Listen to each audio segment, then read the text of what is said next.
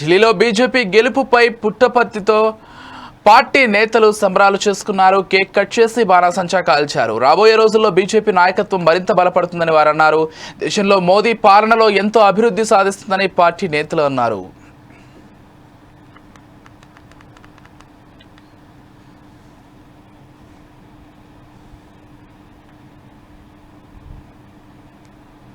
భారతదేశ చరిత్రలో కని విని ఎరుగని రీతిలో ఢిల్లీలో ఎన్డీఏ కూటమి విజయం సాధించిన సందర్భంగా పుట్టపర్తిలో Telugu Desam party, BJP, Janasena party అందరూ కూడా కలిసి ఈరోజు సంబరాలు జరుపుకుంటున్నాం.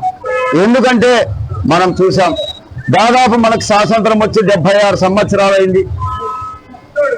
పరిపాలించినటువంటి కాంగ్రెస్ ప్రభుత్వం ఈ దేశాన్ని సర్వనాశనం చేసింది.